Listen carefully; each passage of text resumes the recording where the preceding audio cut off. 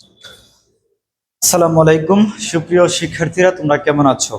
আজকে আমরা কৃষি শিক্ষা দ্বিতীয় পত্রের এইচএসসি পরীক্ষার্থীদের জন্য সুপার সাজেশন অর্থাৎ আজকের এই সংক্ষিপ্ত সাজেশন থেকে আমাদের শতভাগ কমন আসবে ইনশাল্লাহ।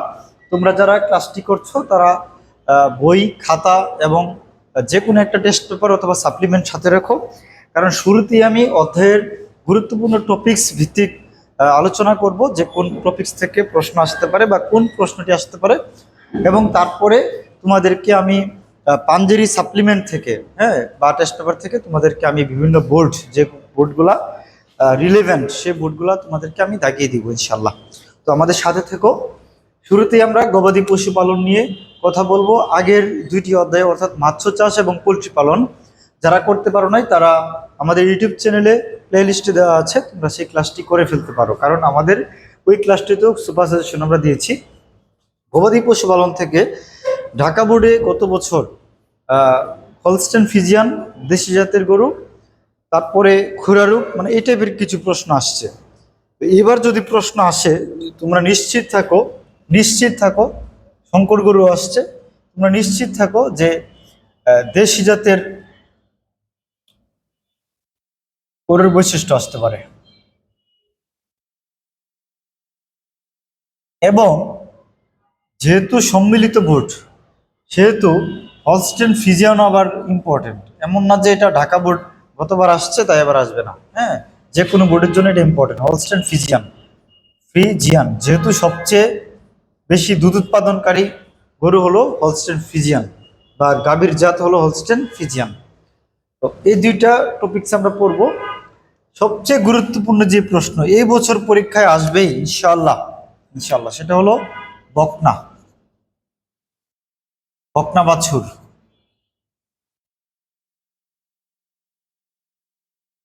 এরে বাছুর,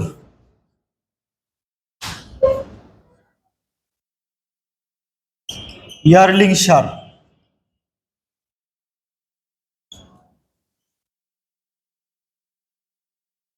এই গবাদি পশুর জাত থেকে এই প্রশ্নগুলো, এগুলো হলো ডেফিনেশন কমার্কের জন্য। হমার্কের জন্য আবার আসতে পারে যে গরুকে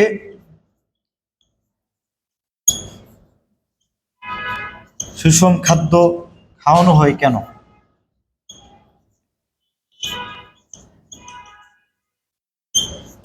তুমি নিশ্চিত থাকো ইনশাআল্লাহ যে প্রশ্নগুলোর ভিতর থেকে তোমার পরীক্ষা আবার কমন পড়বে। তো আমরা এর পরবর্তী স্টেপে চলে যাব। এর পরবর্তী স্টেপ হলো তোমরা দেখবা যে ছাগলের জাত আছে ছাগল, অর্থাৎ ব্ল্যাক বেঙ্গল এবং যমুনাপারি।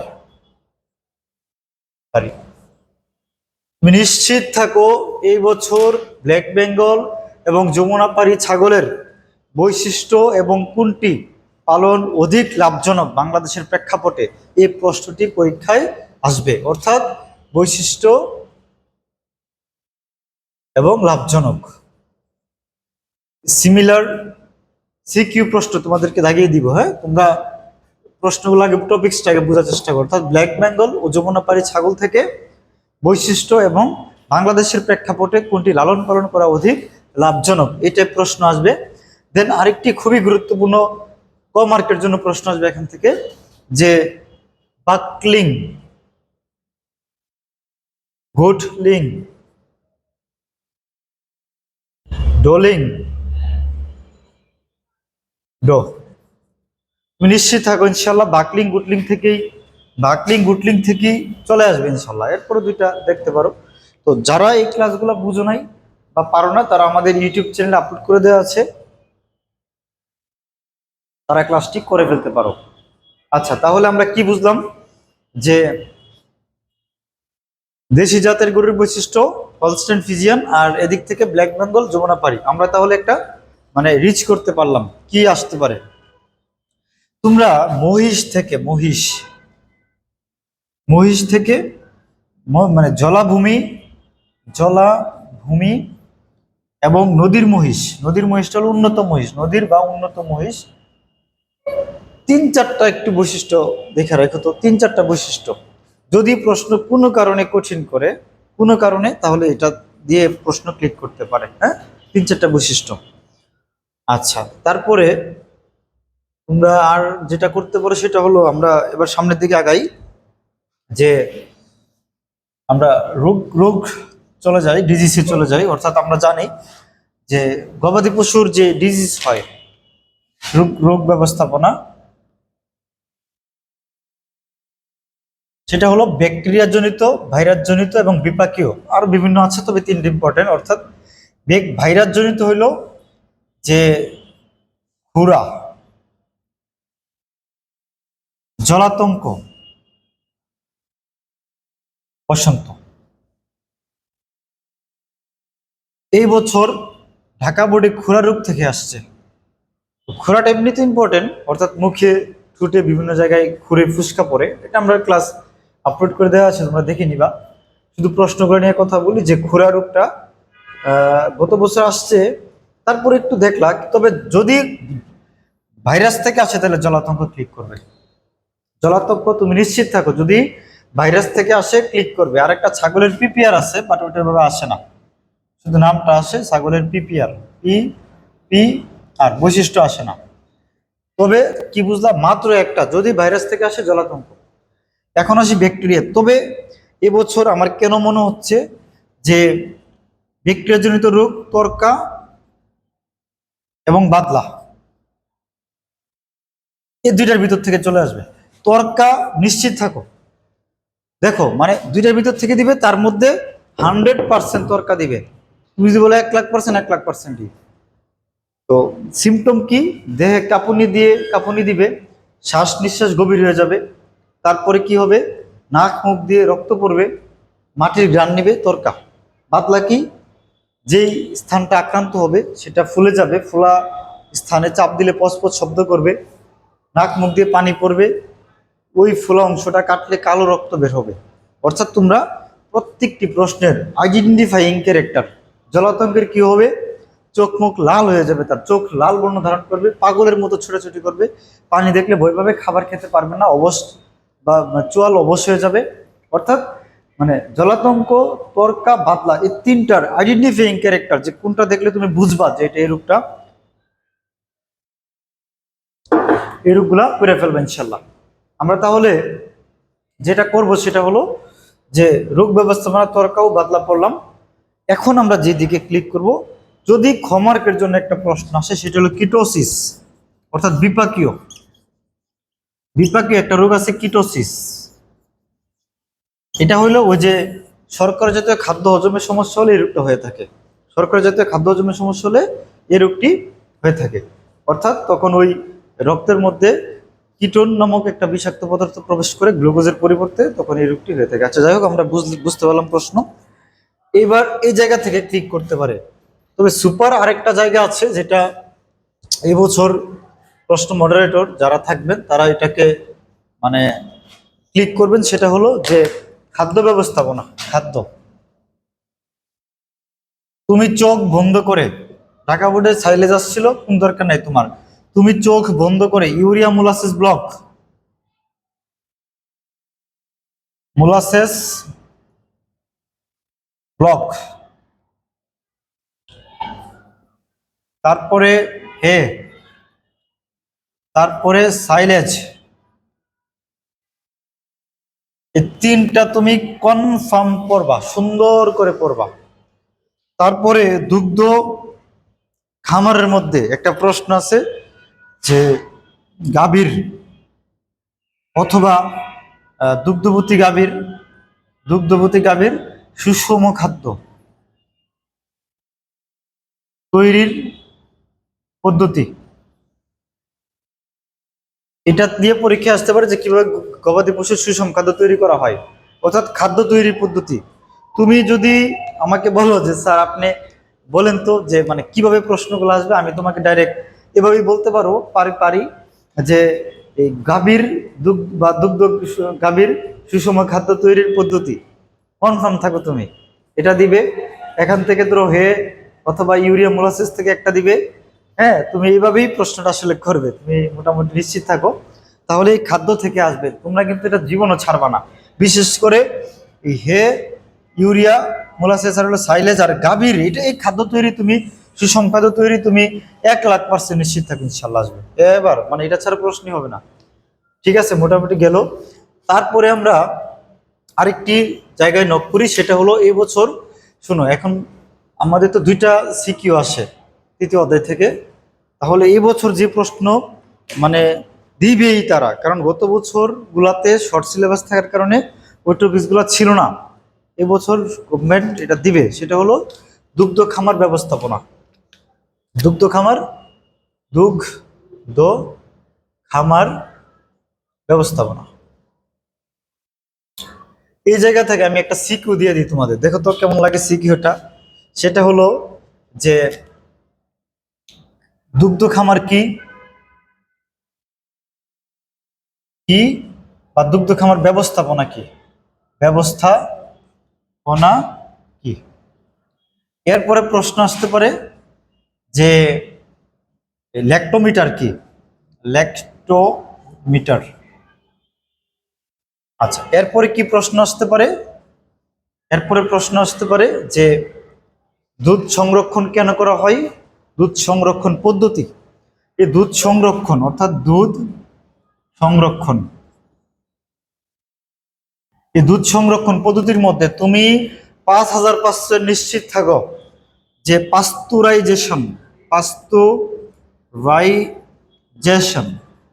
পদ্ধতি, অর্থাৎ পাস্তুরাইজেশন পদ্ধতি 3টা ধাপে করা হয়। একটা হলো 145 থেকে 150 ডিগ্রি ফারেনহাইট টেম্পারেচারে 30 মিনিট, আরেকটা করা হয় হলো 165 থেকে 168 ডিগ্রি ফারেনহাইটে 15 সেকেন্ড, আরেকটা করা হয় হলো 137.8 ডিগ্রি সেলসিয়াসে 2 সেকেন্ড। তো এই প্রক্রিয়ার তুমি এই 3টা তুমি প্রশ্ন বুঝো, দেন বাসায় পড়ে ফেলবা যে দুগ্ধ খামার কি, ব্যবস্থাপনা কি, ল্যাক্টোমিটার, দুধ সংরক্ষণ পদ্ধতিগুলোর মধ্যে পাস্তুরাইজেশন পদ্ধতিটা। তারপরে আরেকটা প্রশ্ন হলো যে পাস্তুরাইজেশন পদ্ধতির ভূমিকা কি, গুরুত্ব কি, গুরুত্ব পদ্ধতি মানে কি, গুরুত্ব সহ। আরেকটা হলো যেটা বললাম, এই যে এই যে এই অধ্যায়ে পাবা যে গাভীর খাদ্য মানে সুষম খাদ্য, সুষম খাদ্য তৈরির পদ্ধতি, তুমি এটা খুঁজে বের করে সুন্দর করে পড়ে ফেলবা। আরেকটা প্রশ্ন যদি এটা থেকে একটা সিকিউ দিতে চাই, সেটা হবে যে ভেজাল মানে ভেজাল নির্ণয় পদ্ধতি। তুমি রিডিং করে রাখতে পারো, মানে এটা ছাড়াও প্রশ্ন আছে, তারপরও যদি প্রশ্ন দিতে হয় তাহলে এটা ক্লিক করবে। আচ্ছা, আমরা তাহলে মোটামুটি মানে বুঝতে পারলাম যে দুগ্ধ খামার এবং গবাদি পশু থেকে কি কি প্রশ্ন আসবে। আমরা তোমাদেরকে একটু দ্রুত দেখিয়ে দেই যে কি কি প্রশ্ন, যাদের কাছে এই সাপ্লিমেন্টটা আছে 2026 সালের পাঞ্জেরি অথবা টেস্ট পেপার আছে তারা খোলো, আমি তোমাদেরকে প্রশ্ন সাল বলে দিব, তো সমস্যা নাই, মিলবে। এই যে দেখো যে 3 নাম্বার প্রশ্নটা সিলেট বোর্ডে 2025 সালে আসছে, যেটা ছাগলের ছবি দিয়ে। এই প্রশ্নটা তুমি নিশ্চিত থাকো যে 1000% আমি লিখে দিয়েছি, যে বছর যদি গভর্নমেন্ট পরীক্ষা মানে গভর্নমেন্ট মানে হলো যে মডারেটর যদি প্রশ্ন করতে চাই তাহলে সেই প্রশ্নটা অবশ্যই তোমাকে দিবে। যদি কোনো কারণে ধরো এই প্রশ্ন সে না দেয় তাহলে এই প্রশ্ন দিবে, অর্থাৎ একই টাইপ প্রশ্ন 9 নাম্বারটা, অর্থাৎ Dhaka board 2022, Dhaka board 2022 similar type প্রশ্ন। তুমি এরকম এই ছাগলের হিউজ প্রশ্ন পাবা, ছাগলের অনেক প্রশ্ন পাবা যে ব্ল্যাক বেঙ্গল ছাগল এবং যমুনাপাড়ি ছাগলের মধ্যে কোনটি লাভজনক। 4 নাম্বার একটা আছে দেখো সিলেট বোর্ড 2025, সার কি, পাস্তুরিত দুধ নিরাপদ কেন। ওই যে পাস্তুরাইজেশনের বেনিফিটটাই এখানে বলা আছে। করিমের খামারে কোন রোগের প্রাদুর্ভাব ঘটেছে, এখানে একটা ডিজিজের প্রাদুর্ভাব ঘটেছে, সেটা জলাতঙ্ক। হ্যাঁ, জলাতঙ্ক। তারপরে প্রাণী সম্পদ কর্মকর্তার পরামর্শ অনুযায়ী করিম খামারে মানে উক্ত খামারে রোগ প্রতিরোধ ক্ষমতা, অর্থাৎ আমি তো বললামই যে জলাতঙ্ক দিতে পারে, তার মানে দেখছো একটা সুন্দর চিকিৎসা চলে আসছে যে জলাতঙ্ক ডিজিজ থেকে। তারপরে আমরা আবার যদি একটু যাই যে সকল বোর্ড 2023 দেখো যে বেবি কাফ কি, এটাও ইম্পর্টেন্ট পড়তে পারো। 6 থেকে 7 সপ্তাহ বয়সের গরুর বাচ্চাকে বা বাছুরকে বলা হয় বেবি কাফ। ইউরিয়া মোলাসেস কেন খাওয়ানো হয়, যে দেখো ইউরিয়া মোলাসেস। হ্যাঁ, প্রশ্ন রাবিয়া খাতুনের গরু পালন পদ্ধতি। তো এই যে যাই হোক 2000 সকল বোর্ড 2023 আমরা পড়বো। হ্যাঁ, তারপরে ঢাকা বোর্ড, ঢাকা বোর্ড আমরা ছাড়বোই না, বুঝছো তো। ঢাকা বোর্ড দেখো 2023, নবজাতক গরুকে কি খাওয়ানো হয়, গরুর আবাসস্থল বলতে কি বুঝো, উদ্দীপকে উল্লেখিত গরুগুলোকে কোন রোগে আক্রান্ত, অর্থাৎ এখানে ওই যে খুরা রোগে আক্রান্ত, তো আমরা এটা দেখলাম। তারপরে আমরা যে প্রশ্ন নিয়ে কথা বলবো সেটা হলো 9 নাম্বারটা। আমি আগেই বলছি যে সেটা হলো Dhaka board 2022, 9 number Dhaka board 2022। এই যে ছাগলের ছবি, সুষম খাদ্য কি, ছাগল গরিবের গাবি কেন, ও প্রাণীর বৈশিষ্ট্য, কোনটি লাভজনক। যাই হোক, তারপরে 10 নাম্বারটা দেখো, একদম 1000% দিয়েছি। সাইলেজ কি, ছাগলকে গরিবের গাবি বলা হয় কেন, সাকিব কিভাবে খাদ্য প্রক্রিয়াজাত করলেন, অর্থাৎ এ পদ্ধতিতে যুব উন্নয়ন কর্মকর্তার পরামর্শ। Dinajpur board, Comilla board 2022। দেন যে প্রশ্ন আমরা ক্লিক করেছি সেটা হলো যে 12 নাম্বার প্রশ্নটা, ঢাকা বোর্ড 2019।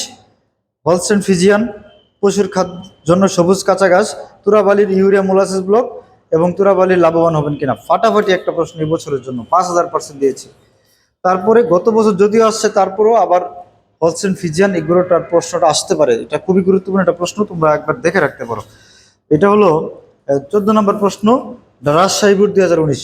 আবার এখানে দেখো ঢাকা বোর্ড 13 নম্বরটা, ঢাকা বোর্ড 2019, এটা কিন্তু 5000% দিয়েছি। গরিব ভাইরাসজনিত একটি রোগের নাম, সাইলেজ কোনো পুষ্টি খাদ্য, তুমি কিভাবে এই রোগটি শনাক্ত করবে। মানে এখানে একটা ডিজিজের কথা বলা আছে, সেটা হলো যে গ্রামের বাড়িতে যায় দেখেন নাক মুখ দিয়ে ফেনা পড়ছে, অর্থাৎ নাক মুখ দিয়ে ফেনা পড়বে কোন রোগের, এই অর্থাৎ তুমি এই ডিজিজটা ভালো করে পড়বা। তারপরে ওই যে ছাগলের প্রশ্ন। তারপরে দেখো যে এখানে খুরা রোগের একটা প্রশ্ন দিয়েছে, রাজশাহী বোর্ড 2018। যদি প্রশ্ন কঠিন করতে চাই এটা দিতে পারে। আমি তোমাদের মাত্র আরেকটা প্রশ্ন কথা বলতে ভুলে যাচ্ছি, সেটা হলো 17 নম্বর, ঢাকা বোর্ড 2018। এই বছর তুমি 1,00,000% নিশ্চিত থাকো, কারণ ওই যে দেখো এই প্রশ্নটার মধ্যেই যে সুষম খাদ্য তৈরির পদ্ধতি আছে। হ্যাঁ, তোমরা একটু ভালো করে ঢাকা বোর্ড 2018 এই প্রশ্ন দেখলাম। তারপরে মানে রাজুকের একটা প্রশ্ন 2000, রাজুক কলেজের 2025 সালে আসছে যে লেকটোমিটার কি, গবাদি পশুকে গ্রুমিং করা হয় কেন, উদ্দীপক উল্লেখিত দুধ সংরক্ষণ পদ্ধতির সুবিধা অসুবিধা, অর্থাৎ পাস্তুরাইজেশনের উদ্দীপক উল্লেখিত দুধ সংরক্ষণ পদ্ধতির গুরুত্ব। তো আমরা আসলে বুঝতে পারলাম যে কি কি টপিক্স থেকে প্রশ্ন আসবে। আমরা ছাগল থেকে, অর্থাৎ ব্ল্যাক বেঙ্গল যমুনাপাড়ির ছাগলের কোনটি লাভজনক। তারপরে বুঝলাম যে দুধ সংরক্ষণ পদ্ধতি থেকে প্রশ্ন আসবে, পাস্তুরাইজেশন থেকে শুরু করে লেকটোমিটার এগুলা থেকে একটা প্রশ্ন আসবে। আর একটা হলো গবাদি পশুর খাদ্য, অর্থাৎ ইউরিয়া মোলাসেস এবং সুষম খাদ্য তৈরিটা গাভীর, এটা। আর এটার সাথে যদি লিঙ্ক করতে চাই তাহলে আরেকটা প্রশ্ন তোমরা নিয়ে রাখো, সেটা হলো ওই যে জলাতঙ্ক অথবা তর্কা বাদলা কিটোসিস। আশা করছি তোমাদের পরীক্ষা অনেক ভালো হবে। আর এমসিকিউ তো সাপ্লিমেন্ট বই, টেস্ট পেপারস পড়তে থাকো, ইনশাল্লাহ কমন পড়বে, খুব কঠিন প্রশ্ন করবে না। তো আশা করছি তোমাদের পরীক্ষা অনেক ভালো হবে। যে যেটা না বুঝবা আমাদেরকে কমেন্ট করলে বা নক দিলে আমরা রিপ্লাই দিয়ে দিব। আসসালামু আলাইকুম।